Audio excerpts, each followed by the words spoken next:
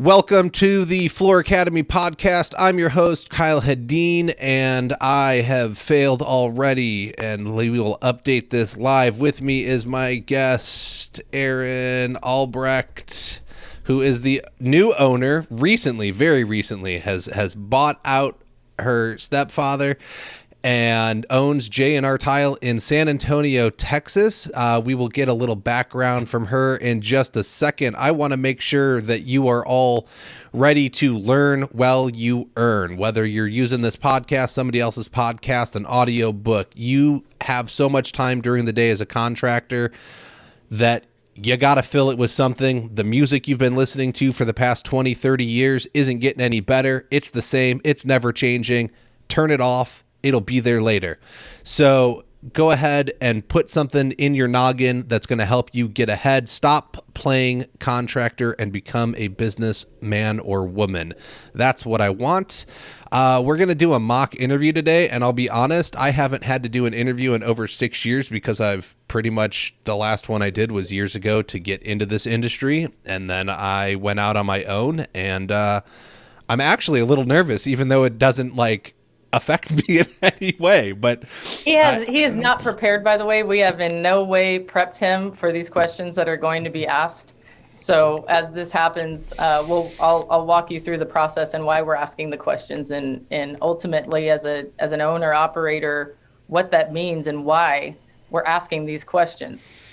Yeah, no, I think that's exactly it. I don't think there's enough people with a formalized interview process. I still don't have one. And so the first guy I hired was, hey, I just need a body. Does anybody know somebody? Well, that kind of worked out, but not really. And then the next person was, well, let me do a little research into it, the body I'm going to hire. And then I looked through a bunch of resumes the third time I hired. And this fourth time, when I finally build up my schedule enough to want to hire somebody, I'm going to actually conduct interviews because I got to get the right fit. I have to stop playing around with it. So, Erin, why don't you introduce yourself? Let us know who you are, what you do, a little bit about J&R Tile, and then we'll move into the interview. Sure. So I'm the owner of J&R Tile. We are a NTCA 5-star contractor out of San Antonio. That means we employ certified tile installers, and we actually have some advanced certified tile installers through the Ceramic Tile Education Foundation. I'm actually on the board of directors for the Ceramic Tile Education Foundation. So we're really involved in education and training, which makes it vital to get the right staff in. Mm-hmm. Who's a good fit, who's a learner, who has a growth mindset versus a fixed mindset.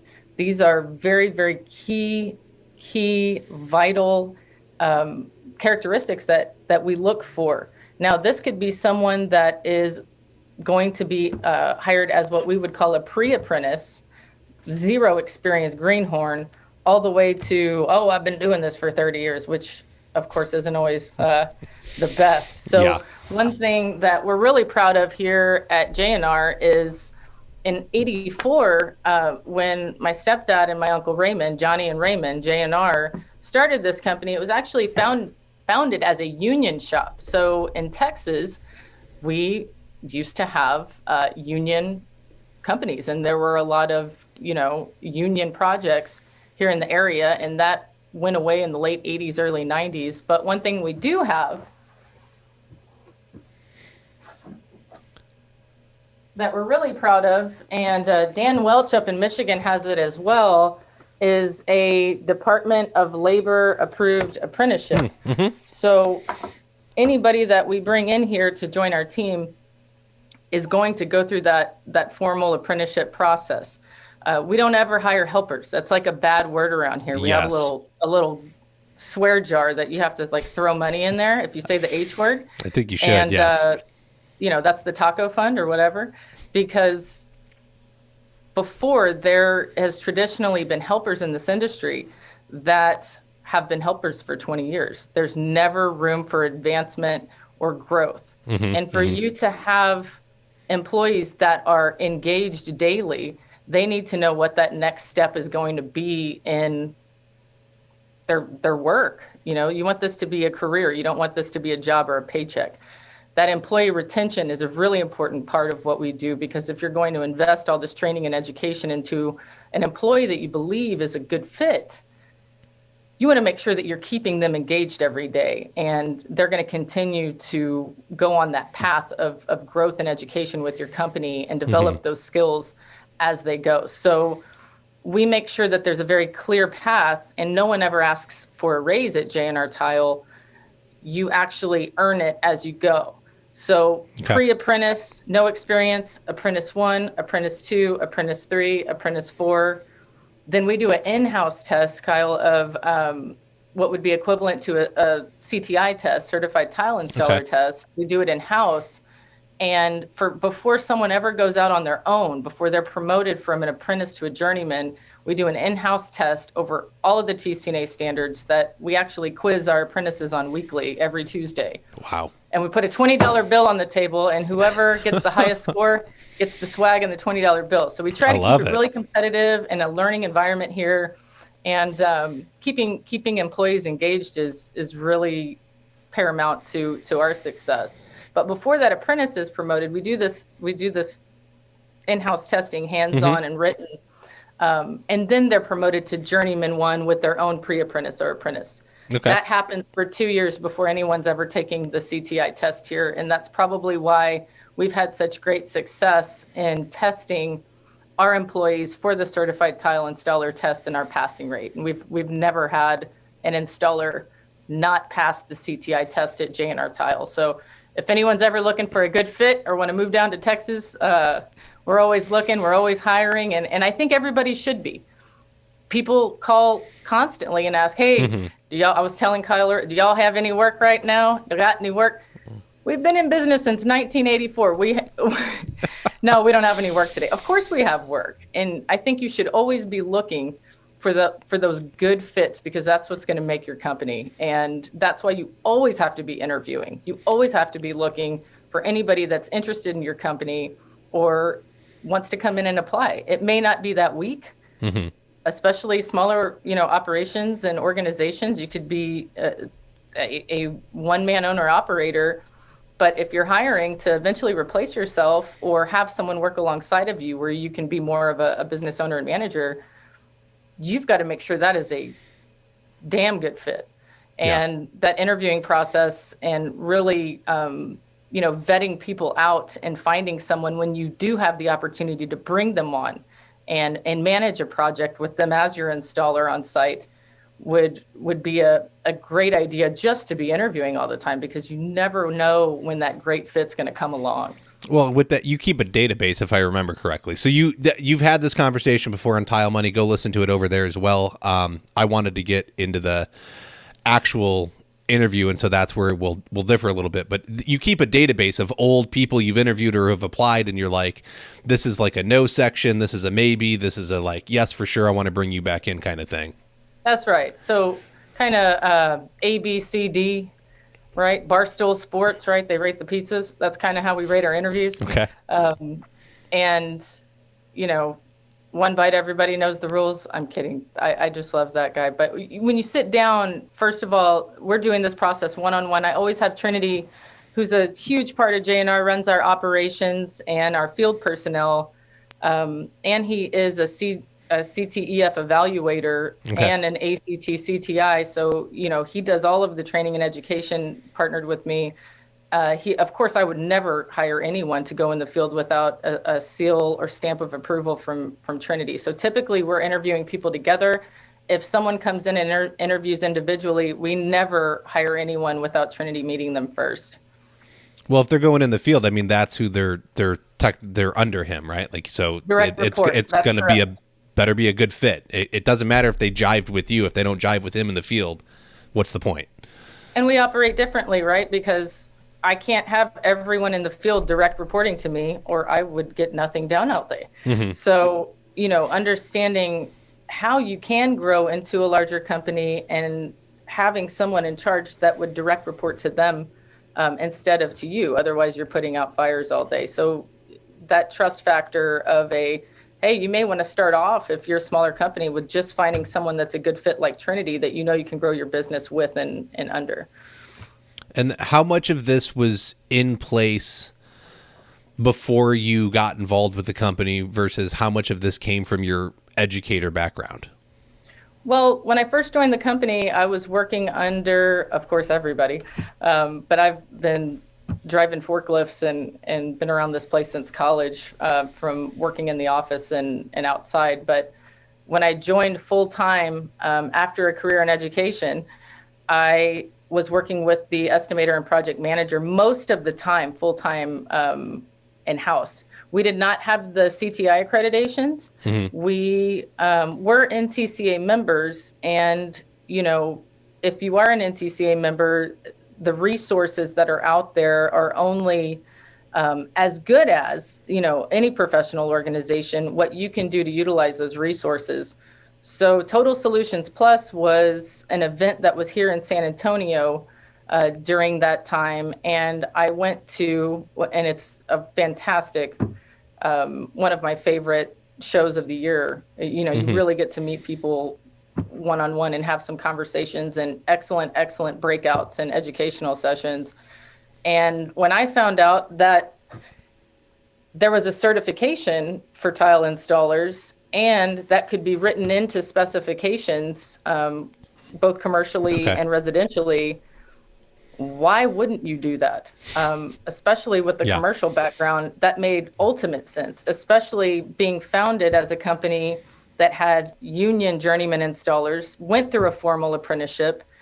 It just seemed to really mesh and make sense with who we were as a company, where we did have continuing education and training within our, adhesive partnerships. We use a lot of Ardex and Laticrete, and training sessions of new products coming in. We hadn't done a heated floor until I was here. So of course that took some training and education. And now we just, even in San Antonio, we do tons of them.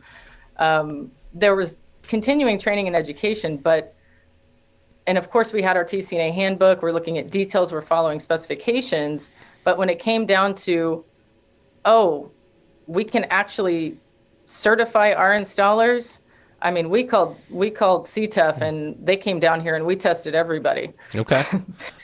and we prepared and we studied, and it was, a little bit of pressure on our staff, but we made sure that we were well prepared and we had a great team. And even Johnny Kotara, who, old union, still has his journeyman card, passed the CTI test at,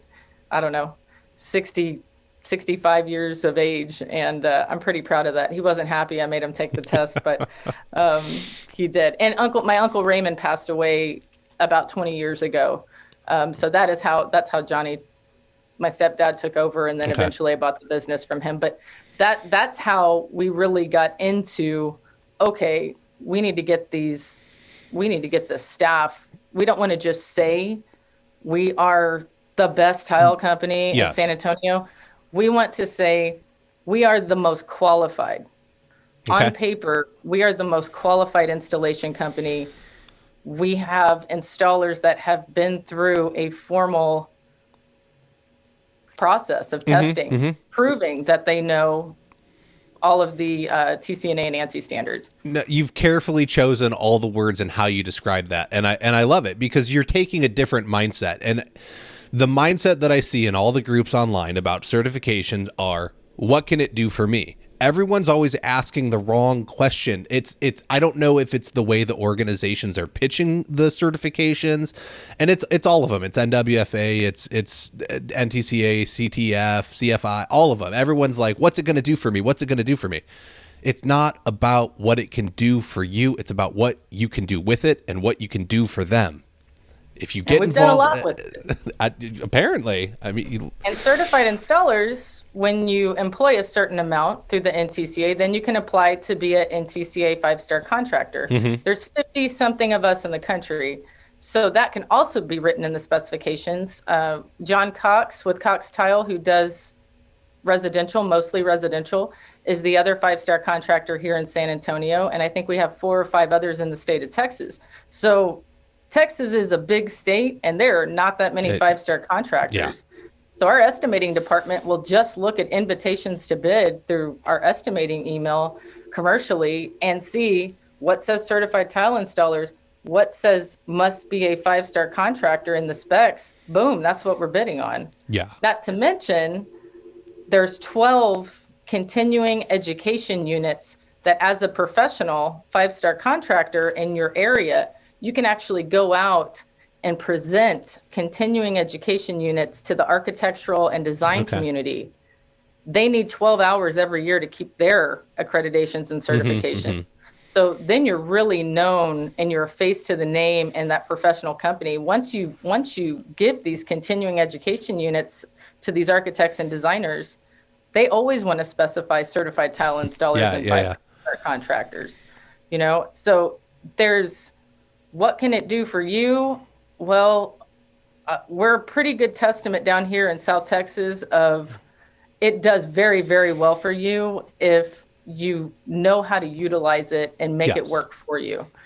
And if anything else, there is a great, when we do residential proposals, Kyle, there's a great attachment we put on the back of every single proposal, and it says it's a CTEF publication, a great one that came out, and it says the top 10 warning signs when hiring an installer.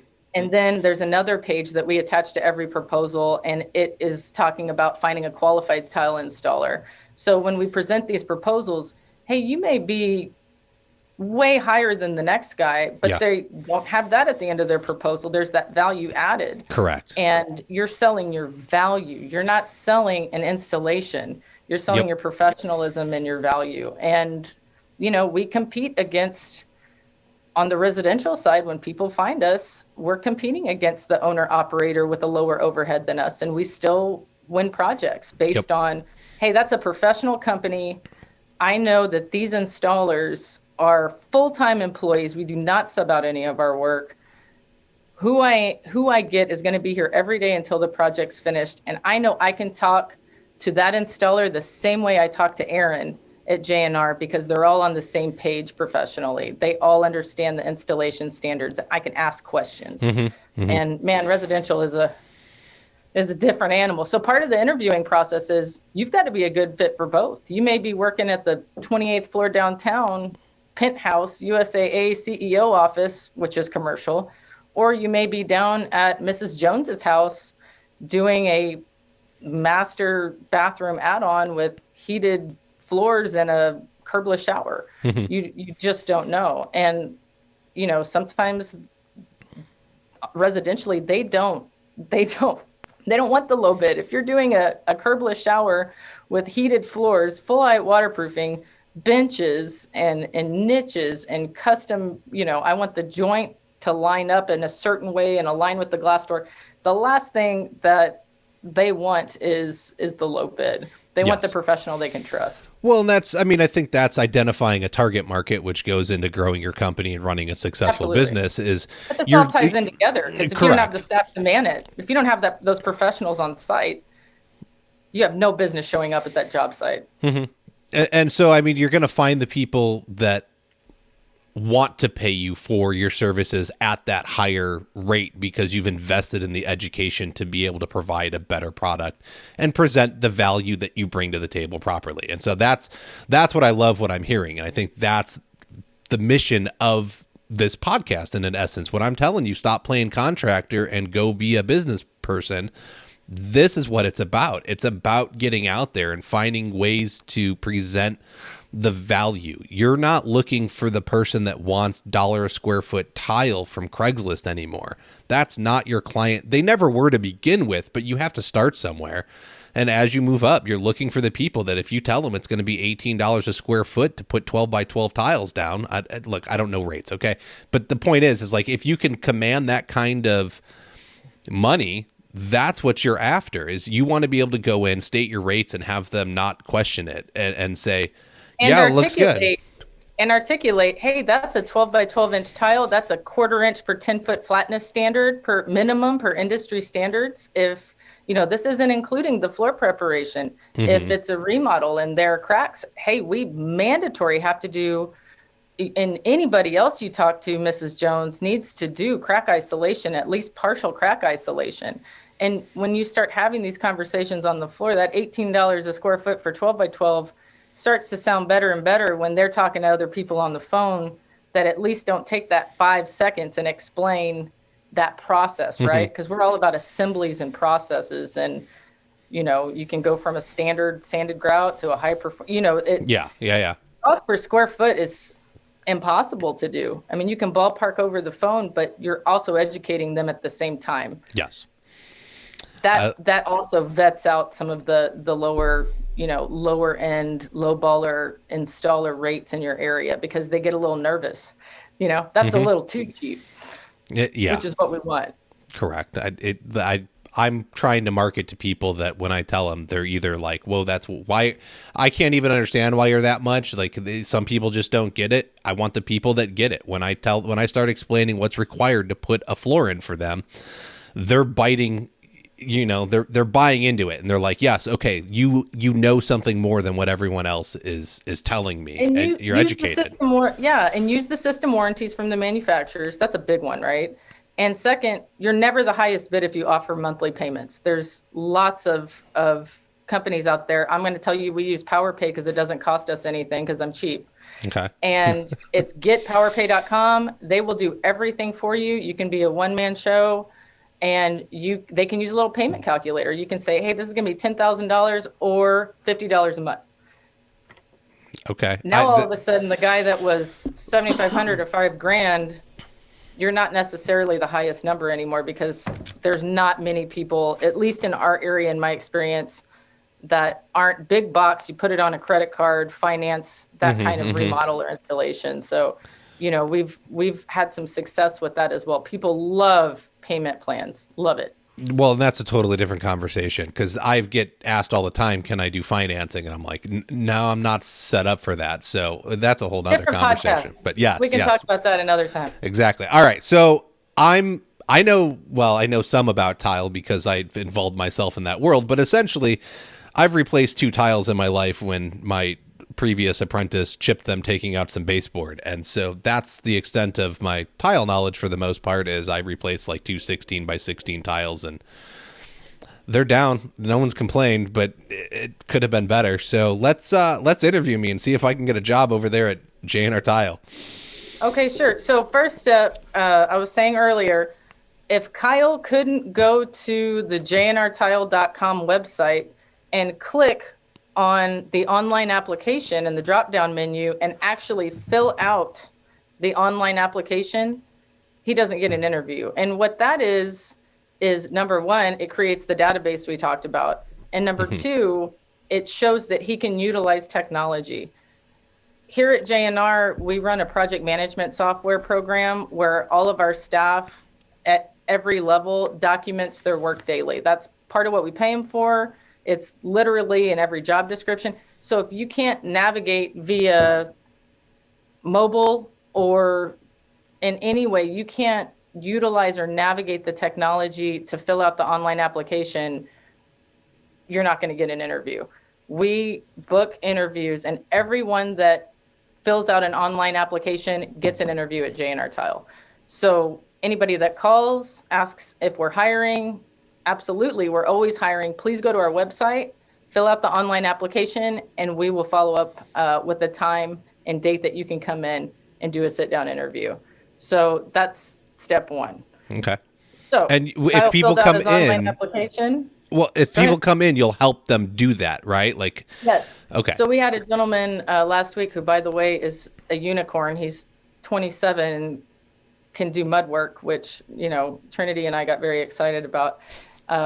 He came in because he saw a bunch of J&R Tile pallets of tiles. So clearly we have work, right? Do you have any work?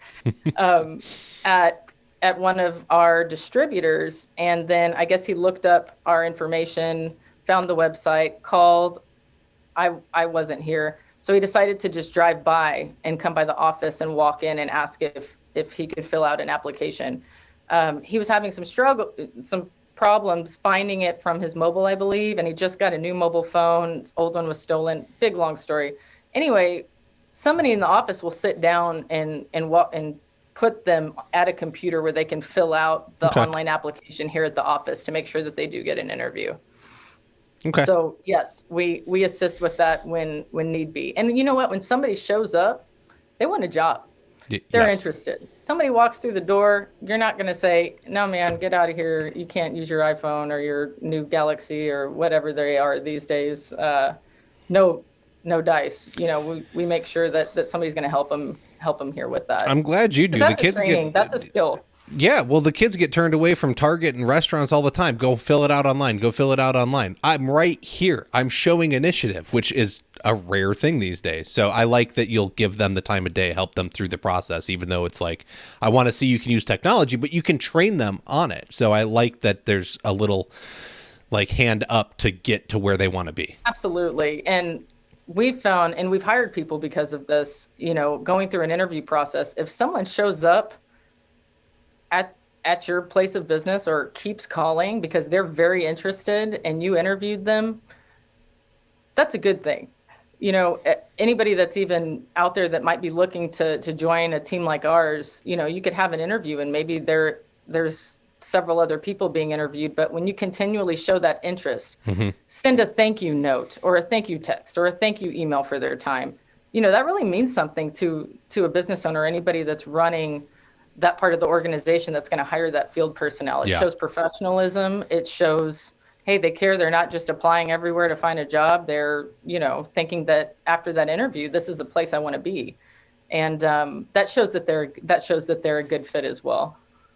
Like it. So Kyle filled out his interview, his online application. So Kyle just walked into the office at J&R Tile.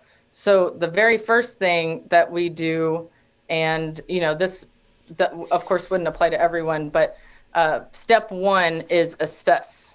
So we would walk him through the office and we would introduce him to everyone here, whoever's here, anybody that's here. If there's guys in the back, we're going to take them in the back and introduce them. People in the office, we introduce them.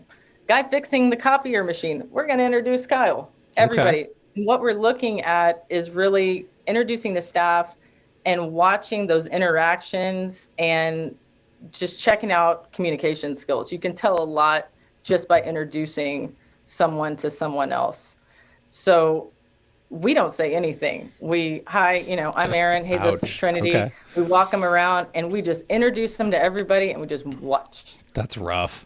I like it though. That's rough, but I like it. They don't know what we're doing. Mm-hmm. Take them out and be like, hey, this is the warehouse. Here's Sonny, here's Anthony. This is what they do for the company.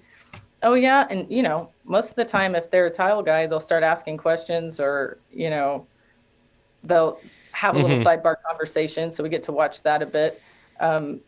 So that's step one, is assessing that behavior when they walk in. And so Kyle's walking through. Okay, we watched him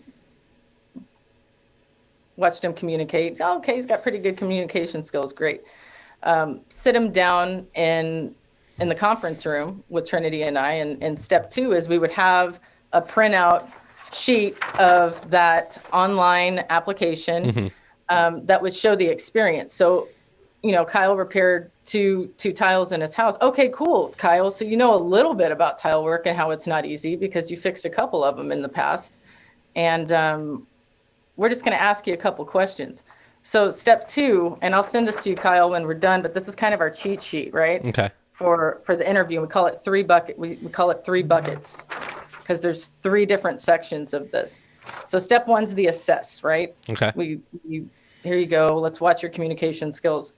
Step 2 is questions. At this point, we're not going to talk anything about the company, absolutely nothing about the position you applied for.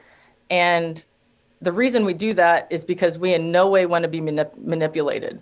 This person should have done their homework before they came in, at least at we're not talking granular level, but at least have an idea of the place I walked into and where I'm having an interview today, right? The type of work we do, pretty pictures on the website.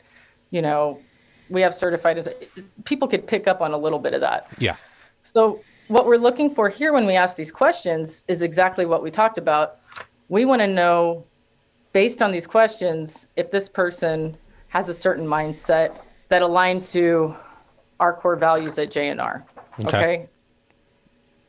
So you ask these in a very neutral fashion, and we have 12 or so. You can ask as many as you'd like. So these are nothing related to do with tile. This interview process works for anything and everything. So he'd say, all right, Kyle, we haven't said anything. He just met everybody. We're watching interactions. We sit him down. Thanks for coming in today, Kyle.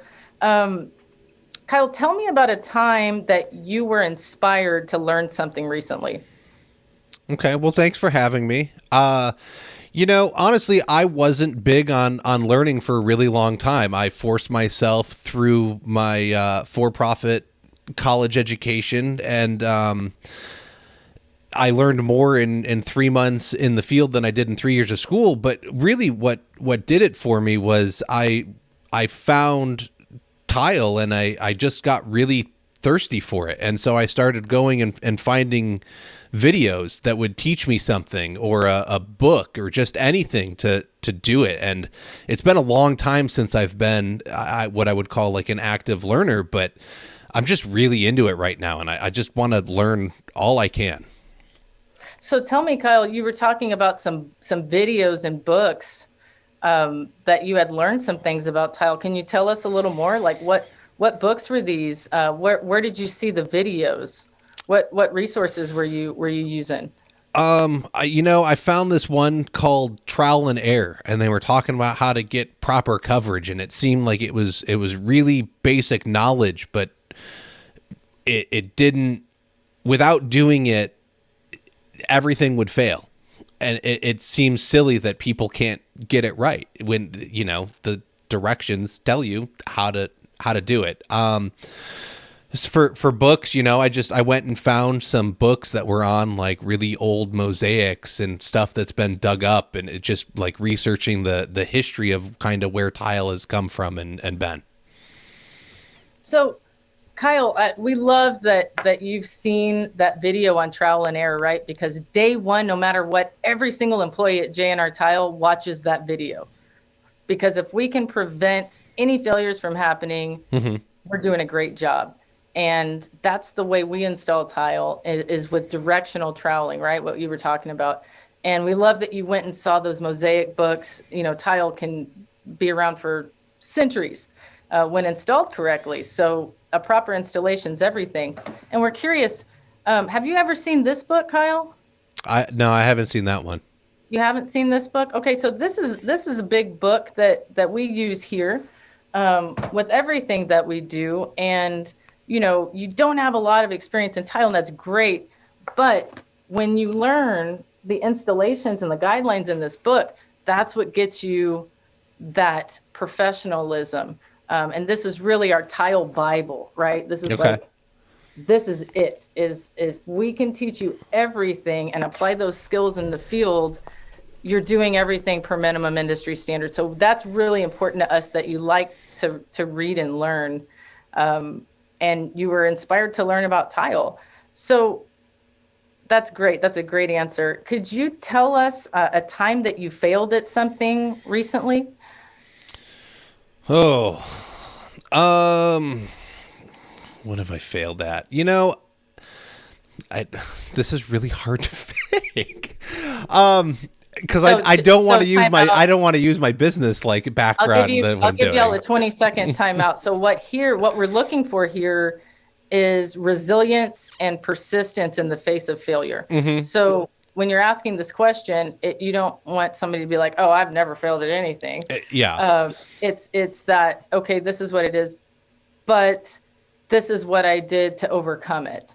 So you're really looking at, okay, do they have that resiliency, or did they just give up on it? I'll ask you another one. No, it's fine. I have an answer now. I just need, it's more, I don't want to rely on like what I'm doing in my business to answer your questions. I think that's unfair. Like I want to actually try and like interview as like a noob for the job. So, well, we know you've got great experience in wood flooring, Kyle. Have you ever experienced any failures in your wood flooring installation? Well, so I actually, like, I went to film school, and that career didn't pan out very well, but I went and I looked for another opportunity. And so that was when I looked at, like, I enjoyed working with wood, and I went and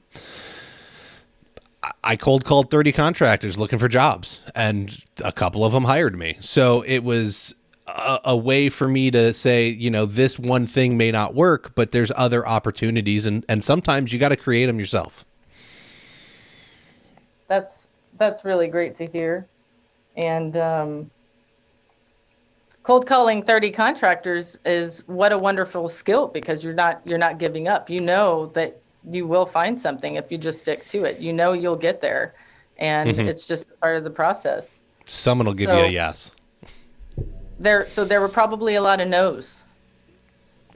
Honestly, only 2 called me back on that adventure. So out of 30, 2 called back and responded to the message I left. Meaning you were probably going to be a good fit for 2 out of 30. Maybe. Yeah. 2 out of 30.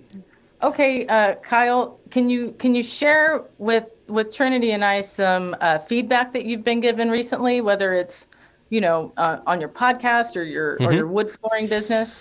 So, stop being self-deprecating. I use it as a defense mechanism. And if I can take the punch out of anything somebody can tell me, then I'm going to try and do that. But it can also, it's generally about my skills, and I don't want to, and I do it because I don't want to be full of myself. But I guess sometimes you can't do that when you're presenting yourself as the professional. So tell us a little more about that. Deprecating? Yes. Please forgive me. I'm an educated woman, but I would like to know, you know, tell me what that looks like.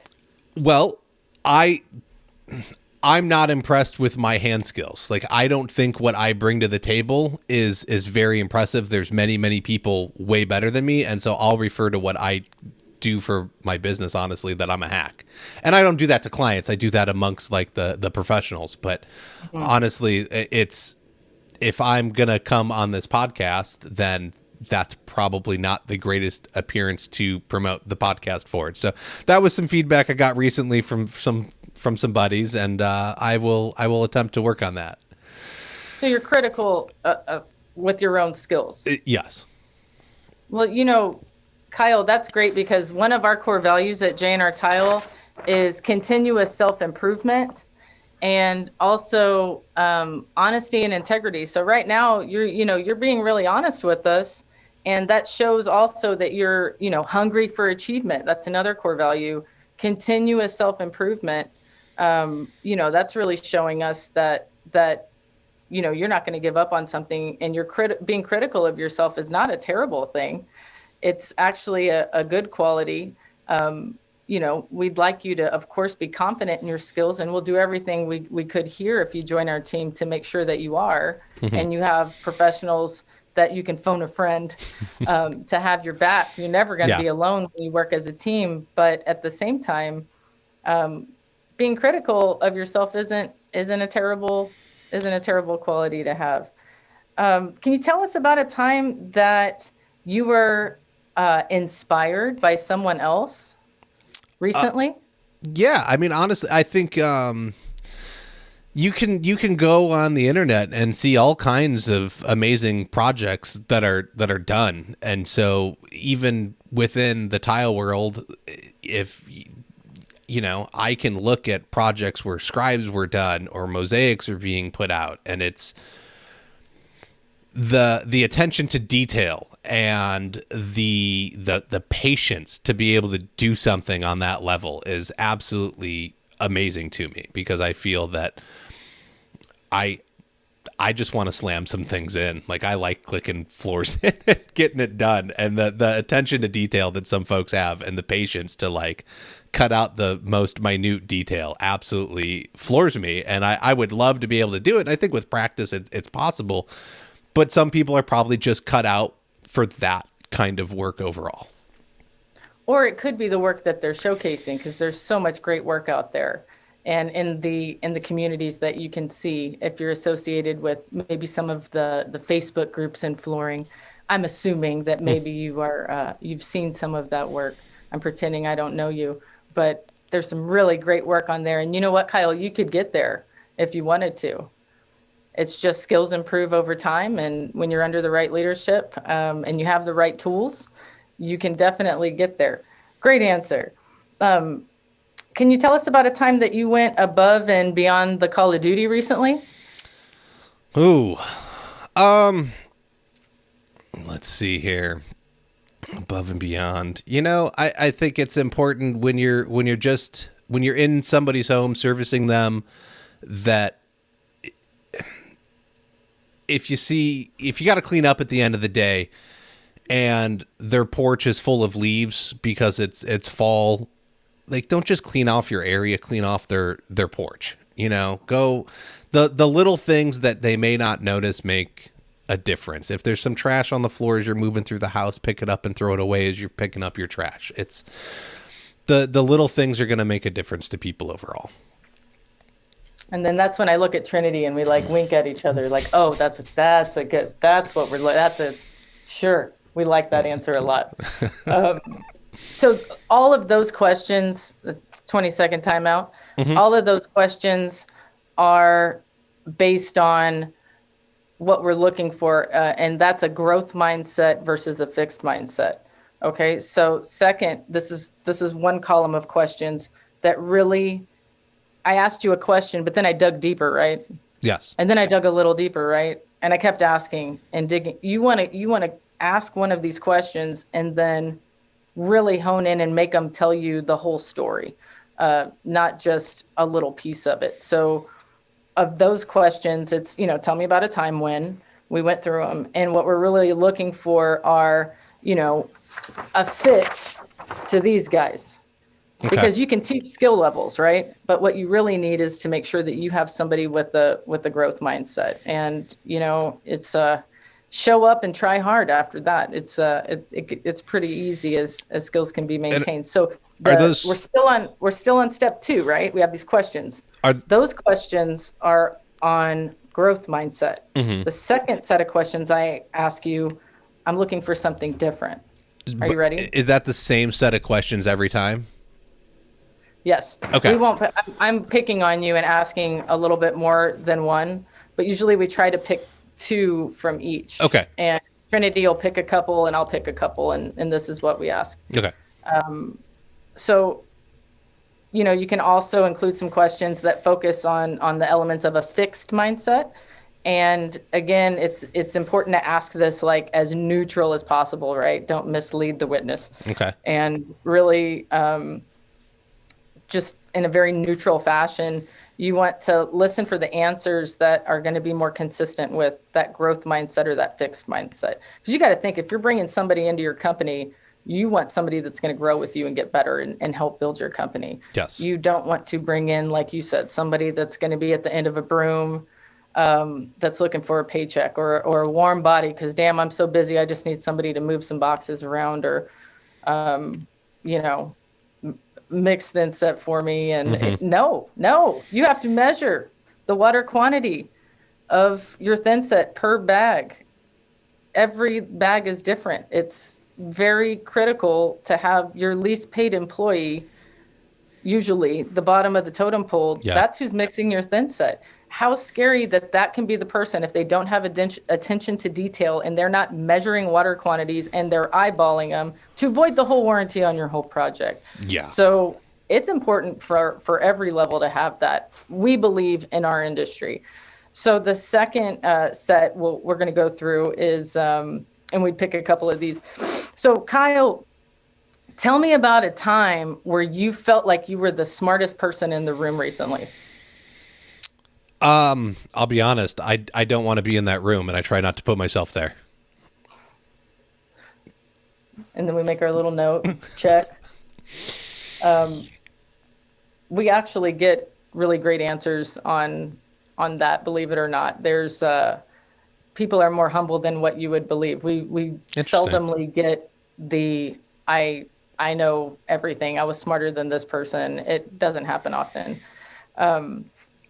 Tell us about a time you gave up on something recently. Ooh. Giving up on something. Marriages count, relationships count. Yeah, we may not want to go down that road right now. If you can't think of Look, I'll anything. tell you what. You can go back and you can listen to the podcast with my wife if you want to hear all those details. We'll tell you that. Go back to the 100th episode. Great. Listen to that. Make a little note for that. It's entertaining. I would say that I don't like giving up and quitting on things. I want to find a way to succeed, whether that's if sucking it up and making a phone call. And this is something that's been learned over my years, is that it doesn't pay to quit. Failing is just a step in the right direction. We believe that too, Kyle. It's a step in the learning process. And here at JNR, we all make mistakes, right, Trinity? And then he laughs. And this is the part where Trinity says, I'm so good because I have messed up so many times. And then we all have a little giggle. And then the key is we just want to make sure we don't do it twice. And that's what the fun is of having a team. You have each other's backs. But that usually happens in the interview, is Trinity saying, I am this good because I have made so many mistakes along the road, but I've never given up. And we go back and fix it if we do make a mistake. This one we usually always ask. I think it's really important when you're working as a team. And it is, Kyle, tell me a time when you felt resentful of someone else's success, or maybe a little jealous of how well someone else has done. So, that is actually a problem for me, in that I have you look at somebody and you see the outside picture and you can almost lust for that. And so I'm learning as I grow that you can look for where you want to go and achieve it, but you can't necessarily focus on what somebody presents, because you don't ever see the full picture. That's a really good answer. And there's steps to get there, right? Yes. You just have to figure them out. Okay, we'll do one more. Kyle, can you tell us about a time, if you have one, where you feel like you've given less than your best effort recently? Less than my best effort. Kudos for being in the hot seat, by the way. Thank you.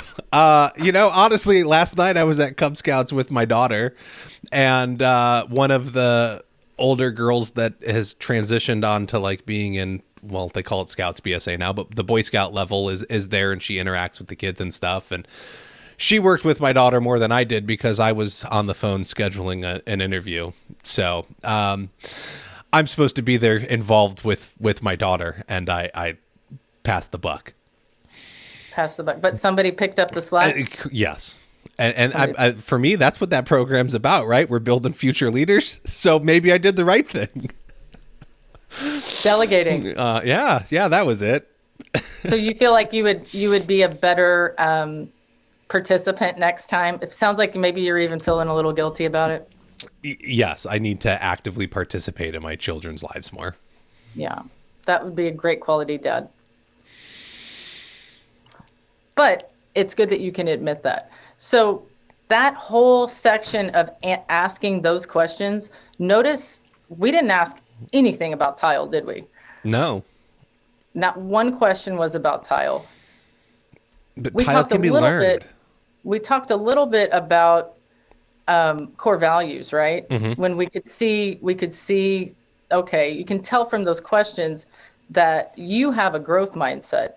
And the answers to a fixed mindset are very, easy to see. If you ask a question like the first one, or you were inspired to learn something new recently, and you were talking about the trial and error video and the mosaics, when you get somebody in and they're like, I can't think of anything that I've learned recently that's new. And it's like, it's 2021. You can learn something every day. It's amazing. Yeah. Right. So you can really kind of vet going through those systems if they have a growth mindset or a fixed mindset. Significant challenge, right? How they overcome a challenge, how, the failure question, okay, we've all failed at something, but digging in and asking those questions and what did you do to overcome that? That's part of that growth mindset. Of course, above and beyond the call of duty is one of our favorite ones that we ask, and you can really tell the difference in, any job. Like, this wasn't my job. I didn't have to do it, but it's showing that character of that person in terms of taking pride in that workspace and doing that little bit of extra above and beyond. And, the inspiration, the feedback, those questions. And then on the other side, felt like the smartest person in the room. If we have somebody say, I was working at this job and, nobody knew what they were talking about. I was the only one that knew what was going on. And, I had to kind of run the show. And you can really hear when you're asking these questions, that fixed mindset. Felt like the smartest person in the room. You tell me about a time you chose to not do something challenging recently. That's another good one. You gave up on something recently. That's a great one, right? Because they're kind of the opposite of what we were asking the first time. Yeah. And instead of feeling inspired by someone, how were you resentful of someone else's success? That one is tough because as we know in this industry and by what you're doing, Kyle, right now, it's all about lifting each other up. Whether you're on the same team and you're on the J&R Tile team, or, hey, you're down the road at our competitors, our competitors team, we all get better if they're growing and they have growth mindsets and they're becoming more professional. And as an industry, we all want to raise each other up. And I think that's something that I've seen often is there's a little too much ego involved in our trade. And if there was more of I'm inspired by you. I'm not resentful of you. I'm not jealous of you. I am inspired by this person. I want to obtain those skill levels and get to that point. Or I want my company to be like this company, not, hey, let's look at every little thing this 5-star company does and try to run their name through the mud if they, I see something in a photo or, that whole fixed mindset, keyboard cowboy mentality. No, it's ugly. Is, for miserable human beings, in my opinion. And we don't like to associate with them, and we certainly don't want them hanging around J&R Tiles. So that is a question we usually ask, and that being resentful of someone else's success really shows a fixed mindset. Now, seeing what someone else has accomplished and knowing I don't understand what they had to get there, but I appreciate them or I'm inspired by them. That's a different story. So I gotta jump in here real quick and we can continue. I'm a little behind on something I need to do. So make plans now to be at the Ultimate Flooring, Stone, and Tile event in Las Vegas, February 1st through 3rd. Register for the International Surface Event at intlsurfaceevent.com using promo code EXH2 for a free exhibits or virtual pass courtesy of the Floor Academy podcast. Whether traveling to Las Vegas for in-person networking and product sourcing or connecting virtually at the hybrid event, the industry will discover highly anticipated, exciting exhibiting brands, new education, new show features, and much more. Remember, use code EXH2 for a free exhibits or virtual pass. All right. Sorry. No, that's great. I'll be I am registered to go to that event. So if anybody wants to connect on the Ties app, hit me up. I drink Captain and Cokes and Dos Equis. So if you want to pick my brain, buy me a drink. Just there kidding. You go. After hours. Great event. Go almost every year. Yeah. Yeah. Super excited and for to go. those of you that don't go to Ties coverings and Total Solutions, really try to get out to one of them. And hey, this one's right around the corner. Yes. We're in Vegas twice this year. Well, no, because you are. Yes. I don't know that I'll make coverings, but we'll see. Yeah. Tile people. Yeah. Coverings and everything's in Vegas this year. And you get to see a different part of the strip when you go to Coverings, so you got that going for you. Oh, where is it? Where's the it's Coverings? not Coverings is not at Mandalay, so it's like Okay. down the street. So I don't remember where, but it's not. Interesting. It's somewhere else. So you'll get a Probably different view. somewhere that can hold a lot more weight because I know it's based on I know it's very heavy, so there's only so many places that we can host it.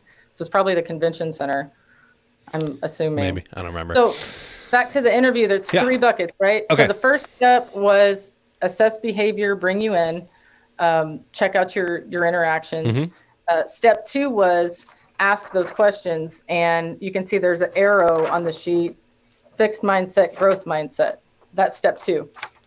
Step 3, ask the questions. And then we say, hey, Kyle, we're gonna go ahead and wrap it up here. Do you have any questions for us? Pause. You should know by now if you're going to offer them the position or not. So what you don't want to do is talk pay, and what you also don't want to do is talk wages. Okay? This is the point where you want to end the interview by them asking you any questions. If any of those questions have to do with pay scale or wages, this is a great time for you to go back and say, Trinity and I are going to discuss where we would start you on our pay scale, right? This is back to that pre-apprentice, apprentice 1, 2, 3, 4, journeyman 1, 2, 3, 4, CTI, ACT, right? They're going to be ranked somewhere on that chart, usually after Trinity and I discuss. Everybody's hired probationary, but this is the chance where you get to ask questions to us. The reason we don't want to do that is, number 1, we run a background check. If you don't do that, it's cheap, do it. Number 2, we want to check references because we ask for them. And if the background check and references all check out, and by that time if you're going to offer that position or not, send that digitally. Send that via DocuSign. Send that offer in an email address. Be professional about it. That way you're controlling that wage, right? So they know there's growth within the company. And that's probably one of the questions that's asked, because we don't go into that. That's usually one of the questions that's asked in terms of, well, what is the position going to start off at and pay? If that question comes up, that's when you say, well, based on your experience, pay scale, we start every employee out probationary, and after the probationary period, which is 90 days, after the probationary period, which Trinity has carte blanche to lift probationary period off at any time based on your performance every day. And our weekly feedback we have for all of our employees. Then you can move your way up on our pay scale and how we organize our teams here in our workforce at JNR. So if that question comes up, always refer back to, well, I need to see where I'm going to implement you and start you based on our pay scale. That could be Erin Tile Inc., right? It doesn't need to be a company. It could be your LLC or organization. I need to go back and see where you're going to be on the pay scale. When you send that offer, make sure they get that. And if you don't have one, at least jot something down together, right? Apprentice, installer, foreman, or apprentice or installer, or whatever it is. Have some kind of number that you're going to budget into your projects where you offer them that position. So we would say, okay, Kyle, you don't have the tile experience, but we think you're a really good fit and you can grow with this company.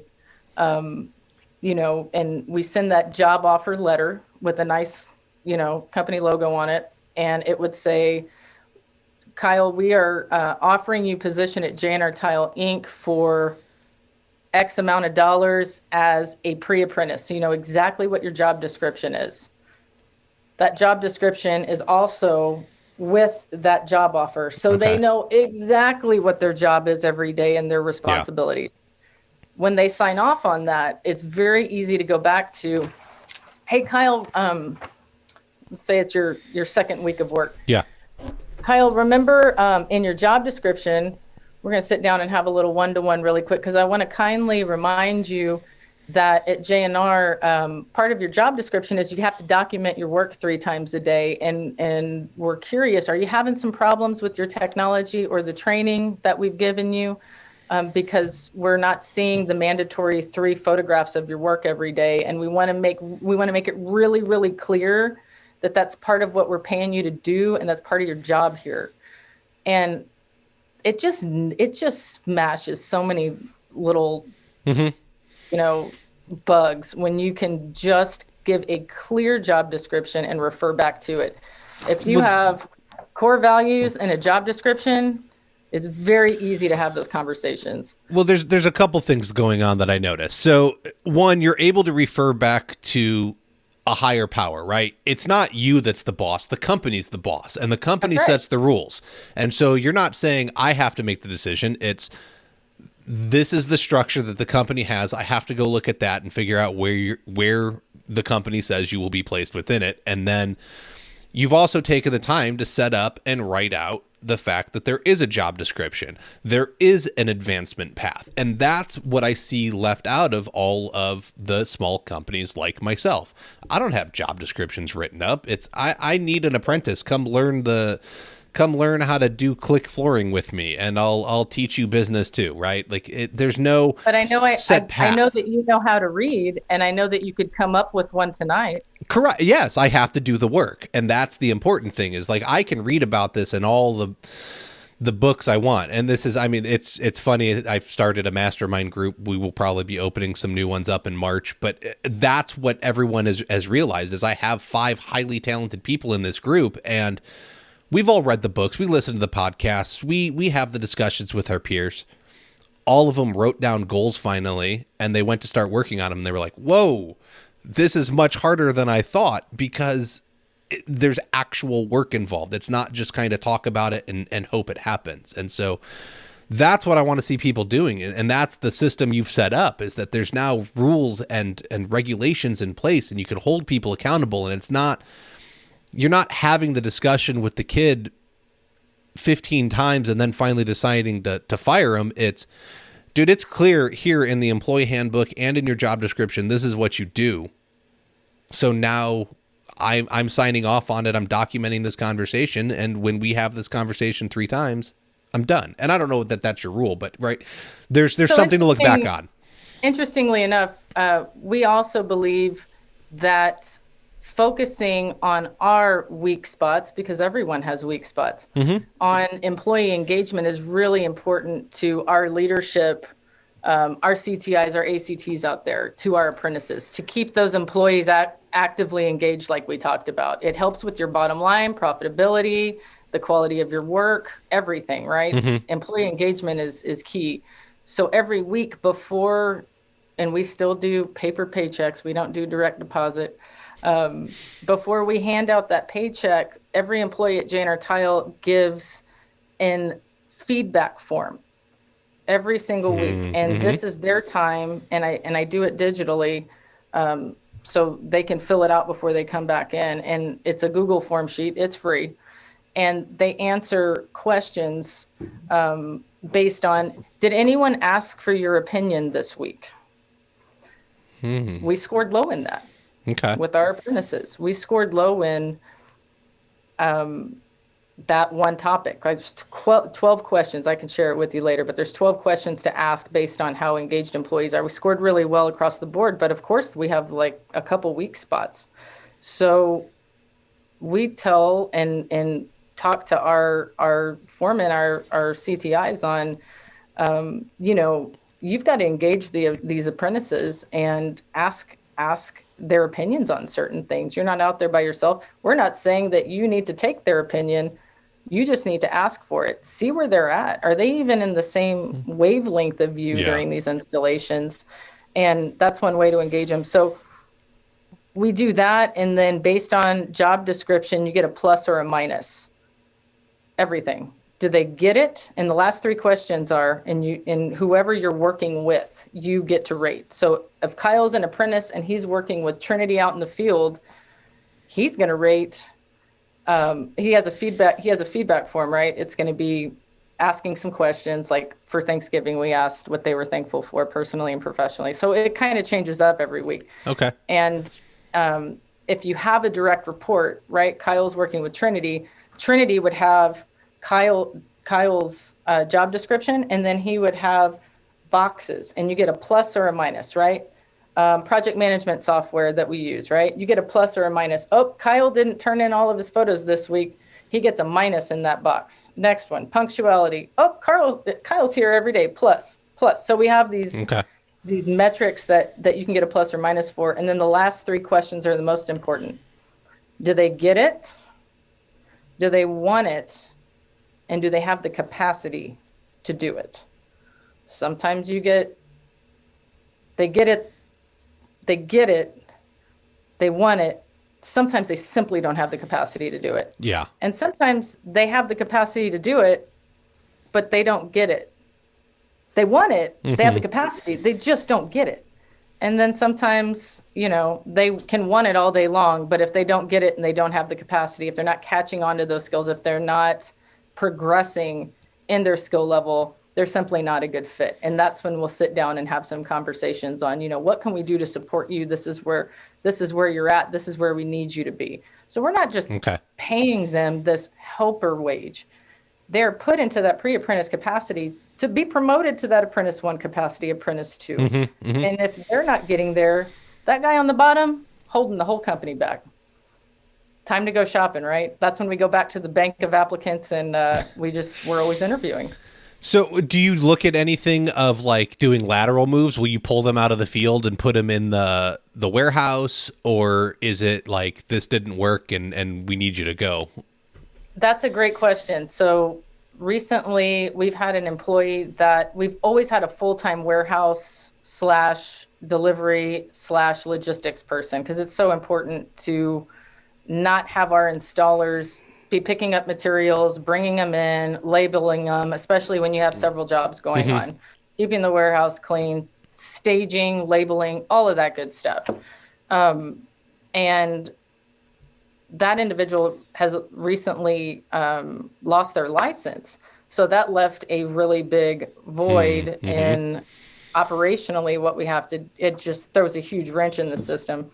At the same time, we have a new hire that is a great fit, lots of potential, came in Friday and said, I'm going to have to be out for a week. I sprained something in my hand. I don't know if he did it lifting weights or with us. I'm not sure. Yeah. It wasn't with us because we have protocol for workers' comp and things of that nature, but he thought he was going to be out for work for a week. I'm like hell you are. We are doing forklift training. You are going to be in this position, driving the truck. I'm going to teach you how to enter purchase orders. No, we're going to utilize you in the office. I've had Johnny has been out with triple bypass surgery this week. So we've had some struggles internally in the office, keeping up even with answering the phones, right? So great. You're going to sit down here. You're going to help answer phones. You're going to pick up materials. Absolutely. Oh, we just won a contract. That's a little tradition we have in the office. I have a cowbell. Okay. And every time I love it. If you heard the cowbell, every time we get a contract, like the angel gets its wings, we ring the cowbell. See, can I ring the cowbell? You're building a culture, and you're building a community of people that want to interact and they love being where they're being, right? People are valuable. There was a void missing. Absolutely. Laterally. Okay. This individual that's been driving the truck, guess what? You're going to be moved into that pre-apprentice capacity, and you're going to have to progress to keep your job. Now that you're in a different position, you're going to have to progress as well as the other apprentices that you're working alongside of in the field, because if you are unable, and we usually don't hire people without driver's licenses, but of course we make exceptions for right fits and hear, stories if there's issues with that. But, he's a outstanding hand in the field, Superman strength. He holds all of our core values. He's a great fit. When you have people that are good fits and they hold the same core values, it's very easily to laterally transfer them because they get it. Yeah. those core values aren't just in the field, those are in the office as well. Very detailed proposals, us trying to continuously self-improve. I just got my CIM through the FCICA recently. That was a big goal of mine, certified. If I have certified installers and advanced certified installers, I should probably be a certified installation manager. So that took some time, and I did that. So, the office working on professional development and self-improvement, the field, when everyone's on the same page, it's really easy to have lateral movement. I have a dream, if you will, of having this company at a certain size of personnel where when our apprentices are at a certain level, that some of our installation team, because they know our system so well, they could actually come in and be more of a project manager role within the office. I feel like that's a really great transition for a business because, we wear out over time. Yes. And if I can teach them the project management skills and they already know most of them because of our system and the way we operate, that's a really great transition, especially to people that care and like you said, the culture. And these installation professionals, in my opinion, could be the best project managers. So anybody out there that's an installer looking for a PM estimating position, we're hiring right now, by the way. It's on LinkedIn. There you go. That's if you don't have project management experience or estimating, we're looking to train, because we're looking for the right fit. We're not looking for somebody that's been doing it 30 years, because we do it differently. We train from within. Well, I could tell you, I was looking at property in New Braunfels, just like north of you a little bit. So your dollar will go pretty far there, and it's not a bad area. It'll stay pretty warm. You're not in hurricane or tornado zone or anything. It looked like a fairly decent place to live. So that's a good offer.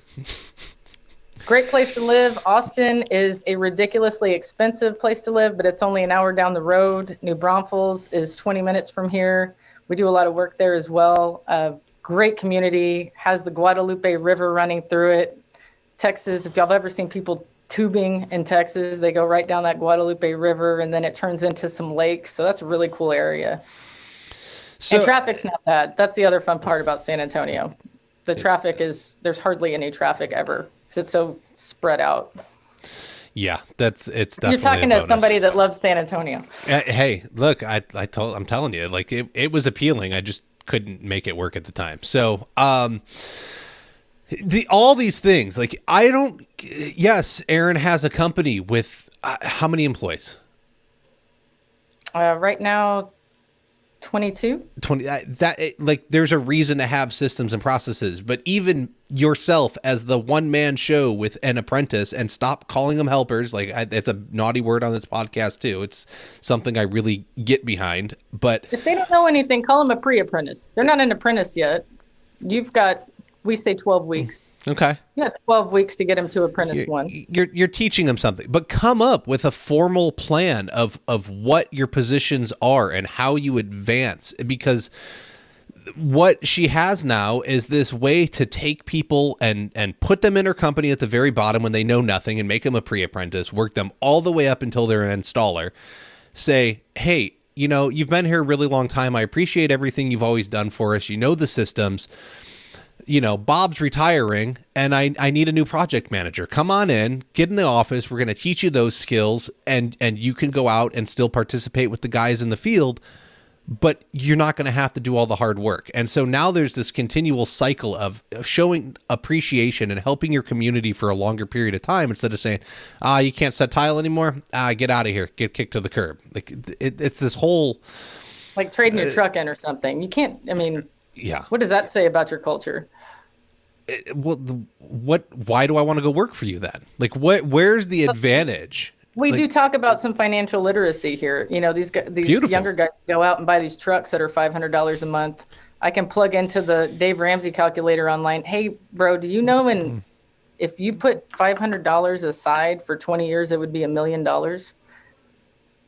and they just are mind blown, right? Yeah. Hey, this is compound interest. We match 3% of your 401k here. So, if somebody puts in 3, we're matching 3. Hey, this is how much money.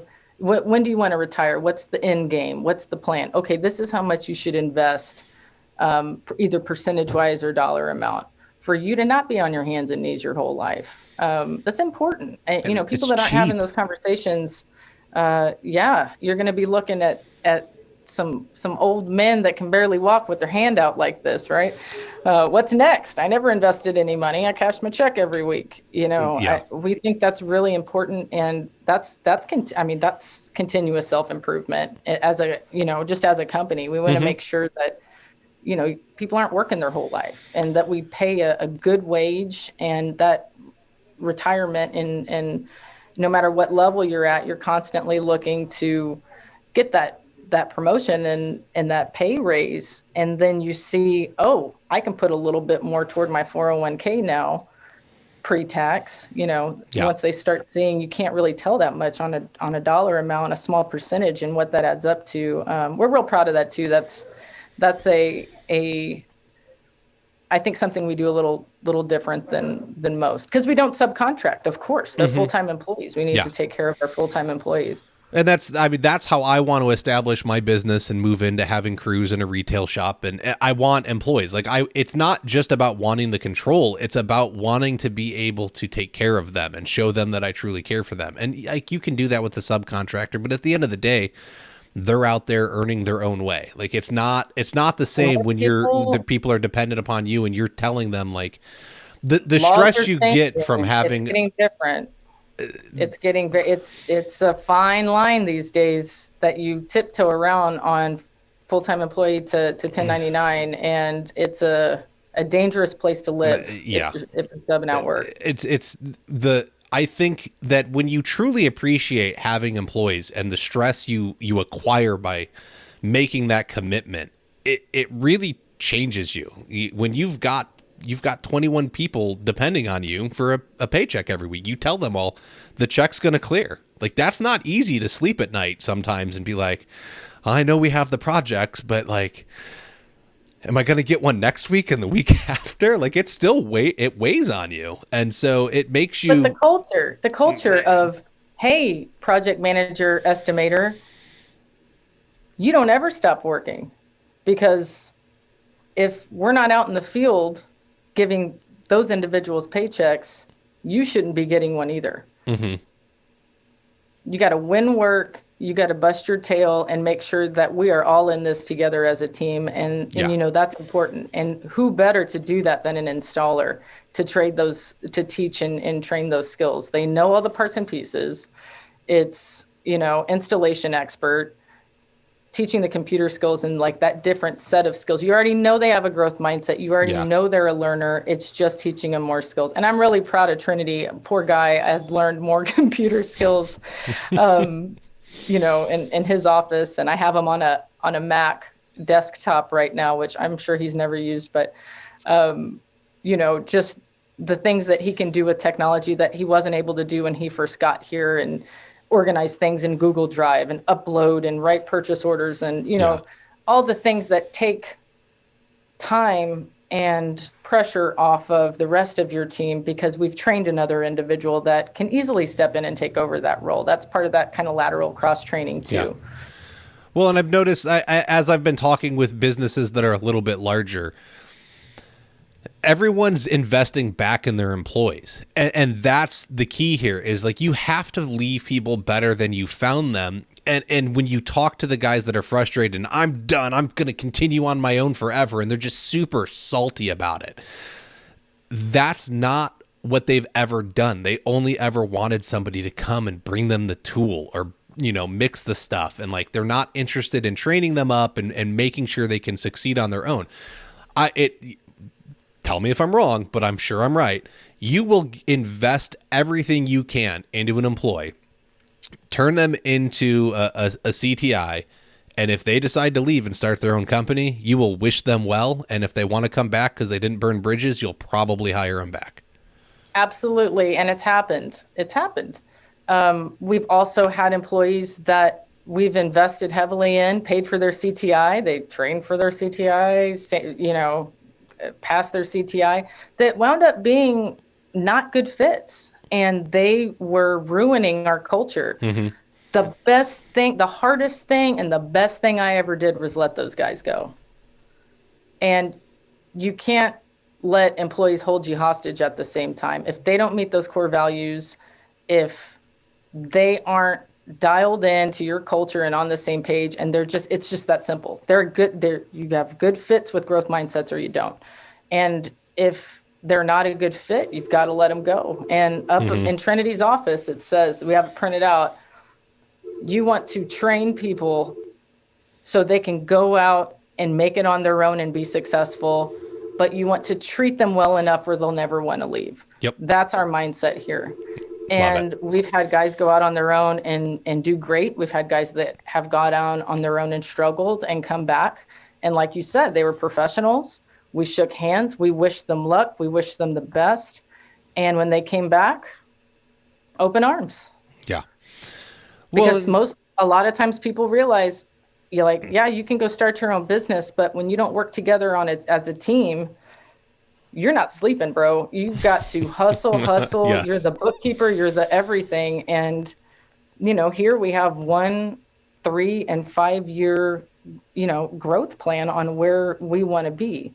And we all want to be pointing in that same direction. And we want to be transparent, talk about those dollar amounts and understand how that could, raise wages and help the whole company out. Because if you're all pointing in the same direction and you're talking about where we're going and what we want to do, everybody's going to be on board if they have that same mindset, because they are a part of this company. It's not, I'm the owner, but everybody has a little part and piece to this company. It's kind of like the military. You have guys that do the laundry. You have guys that are on the front lines. You have soldiers that are cooks. You have soldiers behind the desks on computers organizing all the information. But if you take any one of them out, you're in trouble, right? Everybody's a part of that important team. And, I think people lose sight of that at times with labor, right? Like, oh, I'll just replace this individual. You can replace them, but it's not the same. You can't just stick somebody in because you grabbed a warm body. It's not. Even the military has hard and fast, like, you are this cog. Like, you go here and you can't just move them over and say, like, you're this now. Like, you have to grab the equivalent one and put it in. Right? Yes. They're trained, there's structure, and it's very clear. And that's why it works. It's simple. You have to just keep it simple. It may look like a lot of parts and pieces here, but this is pretty simple. We're not talking about tile. We're talking about core values. We're talking about the individual and what they can learn. And I would wager to bet that most of the owner operators that do not want to hire people do not think they can replace themselves. Yes, 100%. I agree. It's and no one will ever do it as good as me. Well, that just to me says I'm not a very good teacher and I don't have a plan. Businesses are meant to grow and actually sell. That's what businesses are meant to do. If you don't have a business to grow and sell, maybe you should go work for somebody that does. And if you want to grow, you need to hire people and you need to train people, even if it starts with one. And, all you have to do is just you interview and interview and interview until you find that little unicorn, because he's going to show up, or her. Please. Or better yet, prospect. Go on LinkedIn. There's a lot of installers out there that have LinkedIn profiles now. You can find people online and have some conversations with people working for other people.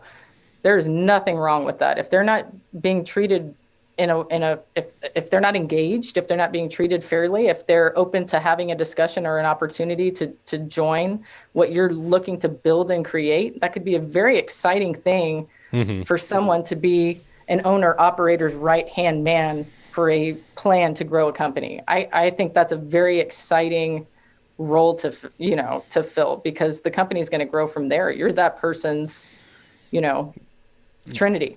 Yeah. you have to get somebody in that role to free up your time so you can actually grow the company. And I'll tell you, like, if you take it when you're at the level I'm at, where it's me and my little boutique 255 square foot shop now that's by appointment only, and I don't have an apprentice again, and I have to start over, it's easier for me to put these things in place than get to the size of having 3-4 crews out there and a salesperson in a shop and then say, oh my gosh, it's all falling apart. Like, how do I manage it? And then you go and start trying to put all this stuff in place. If you take the time now to organize it, your growth will be much more, it'll be much faster, and it'll be more organized. You won't be as stressed out. You'll have accountability.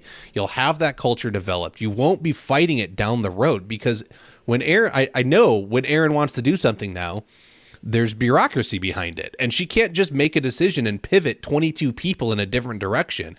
It's got to be run through, and it might take a couple months to do it. So, but it's successful because there's systems and processes in place to make it happen and hold everyone accountable. Maybe there's a bad decision that she makes and somebody gets to say, no. We talked about this. We can't do that right now. Like, we can do that later. We have to focus here. And so the systems and processes are good, and it's not a bad thing that you can't pivot on a dime anymore. Like, that's part of growing a company. But if you're going to start small, then start small and get it right the first time, instead of having to fix it when you're big and you're ready to, like, pull your hair out and quit. It's not worth it. It's the best time to start it when it's just you, because that's all you get to do is focus on your business as the owner, the way you want to run it. And, Kyle, we've talked about it before. If you're looking for apprentices, one of the best things you can do is contact, no matter where you are in all 50 states. If you're not in the States, sorry, I don't know how it works, but contact your local workforce solutions office. There is an extreme amount of federal funding right now for young men and women ages 16 to 24 years old through something called the Workforce Innovation Opportunity Act. They can come, and in Texas, they can come and work for us for 12 weeks on the state's payroll. So they will send you people. They will send you people that are interested in tile. You just have to write up a job description and tell them how much you would pay that starting position, and you could get young men and women in as an apprenticeship, and you're not going to be burning money out of your pocket. You can take time to figure it out.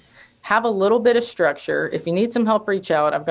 I've way too much information that I could share with you, but at least some starting points to make it simple on, hey, I'm Kyle in wherever you are, Arizona? Yeah. I'm Kyle in Arizona. I'm looking to grow my business. I'm looking for apprentices in wood flooring. Send them a couple of just killer shots of some work you've done, or maybe the boutique. I'm looking for someone to answer the phones at my boutique. You can get people that can do bookkeeping for you, that you can train. You can bring on someone in any capacity for your business through this federal funding, and utilize it. Hey guys, that's what that's what our taxes are going out to, and it's out there. Here in San Antonio, Alamo Workforce Solutions is who we use, and they're fabulous. If we're hiring for apprentice, pre-apprentice role, one of my top apprentices right now came from Alamo Workforce Solutions. He was stocking shelves at Home Depot for I don't know how much, working nights. They wouldn't give him more than 25 hours a week. He absolutely hated it. Not an engaged employee, and he is one of the most engaged young professional men I've ever seen. And he actually installed solo his first backsplash 2 weeks ago. So he's looking at coming into his journeyman test now. That $20 we talked about that I put on the table for the TCNA quizzes for the apprentices, he wins almost every week. I mean, sharp as a tack. And it's like, it was a gift from the government in the local workforce solutions office. They sent this young man to me, and he's going to be one of our top installers, up and coming. So they're out there. I can't stand hearing people say, oh, there ain't no young people that want to work anymore, and they don't have a work ethic, and all they want to do is be on their phone. And it's just bullshit. You need to use your resources and go find them. And if you still can't find anybody, go hang out at Home Depot in the tile aisle, or go to Floor and Decor, and I promise you can find some people that would be interested. But I would definitely just Google whatever city you're in, whatever county you're in, Workforce Solutions, and see what that local office is and contact them and ask them about that program. That could be worth my podcast right there. No, that's awesome advice. And I think that's probably, besides a 90-day probationary period, just in general for your company, your probationary period lines up with, free money. I only have to pay you for 90 days, or I don't pay you for 90 days. And if it doesn't work out, you're out the door. I'll get somebody else in. Government's paying that paycheck. There's a reason that businesses can get ahead when they learn how the rules are. People get mad that the rich get richer. Erin's using the tools available to her that the government provides you with. This is her being a smart business owner to help her company be more profitable. This is a no-brainer. That 12 weeks, yeah. Yeah. That 12-week probationary period was not an accident. And it's like, bro, if you can't get it, want it, and have the capacity to do it after 3 months, I'm sorry. It's not going to work. No. And it's like, send me another one, Yeah, and no, it makes perfect sense. Of course, when they're not good fits, before the 12 weeks, we'll let them go, because they'll drive my team crazy, and they'll tell me, after a couple weeks of the feedback forms we were talking about, if I get a bunch of minuses and they're not a good fit, why would I keep them around and ruin the culture of the company, right? So totally.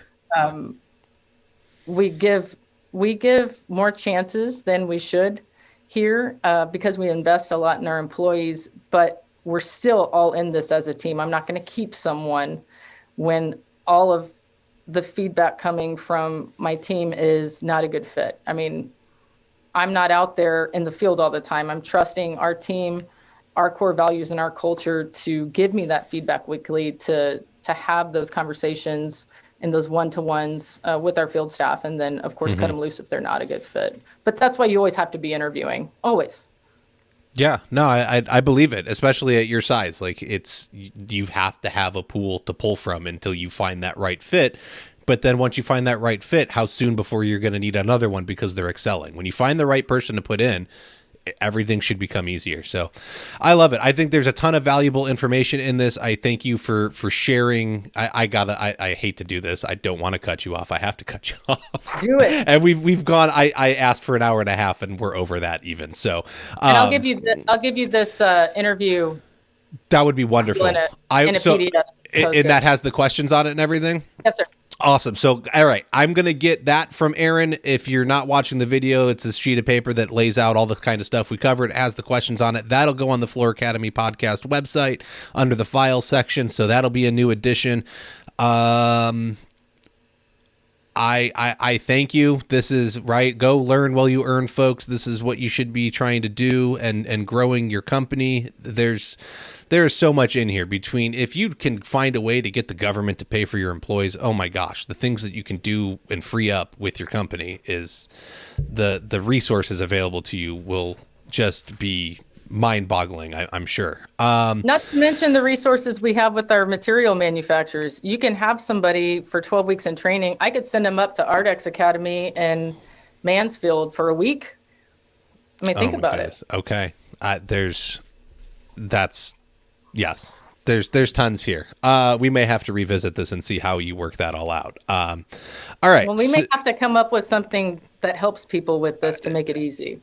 Well, and that's exactly it, right? So I actually just interviewed Dan Welch, and he's like, well, I made this apprentice program, and it's on NTCA, but nobody uses it. I think we're the only two that utilize. Why? This is why. Do you know this is free? I get it, but no, I'm saying why I can't understand why no one's using it. Like, go pay your $600 to the NTCA, get your vouchers, and like, okay, you've made your money back, but now take this thing that says, here's how you communicate clearly to the person you've hired how they're going to get ahead in life. It's already laid out. So much work has been put into it from the Training and Education Committee Oh from the my gosh. NTCA. I believe it. If It's you're not a member easy. of a professional organization, use the resources. Use the resources. Tons of people, myself included, have been involved in the training and educational units for the apprenticeship and professional development for those of you that already have installers or CTIs, or you are one. There's also professional and leadership development in those modules as well. So everything's out there for you guys. It's all the information is out there. It's just a matter of utilizing it. Find it and ask. That's what this show was all about. Was I didn't see those conversations happening, so here I am asking the questions. That's what I do here. Is I come on and I find the people that can answer the questions, and you all get the answers, and we can all move ahead and hopefully build a better business and a better industry, because it ain't pretty right now, and it needs to get a lot prettier. There's no reason that people should be looked down on for doing blue collar work. So, and there's no reason the pay should be that low either. Oh, thank you. Yes, exactly. I think that's going to do it for us. So I'm going to wrap us out. Make sure you visit the website, flooracademypod.com. Go to the store, buy a little something. It helps me out. You know, there's a shirt behind me that you can see. Get a hoodie. It's cold out right now. Get a beanie. You can help support us on Patreon, patreon.com/flooracademy. $5 a month goes a long way to helping the content to continue to be made. It automatically gets debited from whatever card you tell them. You won't even notice it's gone, I promise. Check out the business budget calculator so that you can kind of run some numbers and see where you really need to be at. It's eye-opening. Go back, listen to last week's episode, and you can see someone that ran it and was very scared of what they found. All right, I think that's it. So we got, here we go. Flooring Domain is an award-winning online flooring directory and service marketplace that helps you find more clients, grow your online presence and reputation, or your brand. Whether you are a carpet store, flooring installer, perhaps a tile contractor, there are jobs for everyone with a daily stream of clients visiting Flooring Domain and looking for experts like you. Flooring Domain offers a free listing option that allows you to find new client leads. You can set up a free account at Flooring Domain by visiting flooringdomain.us. Have you ever tried to install LVP on steps only to struggle with the solution for the stair nose? Introducing Snap Caps by SnapTech.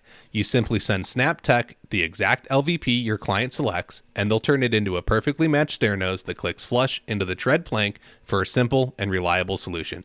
Visit www.snaptech.biz to learn more or order. All right, everyone, that's it for this week. We'll be back next time with another topic and more education. Remember to learn while you earn.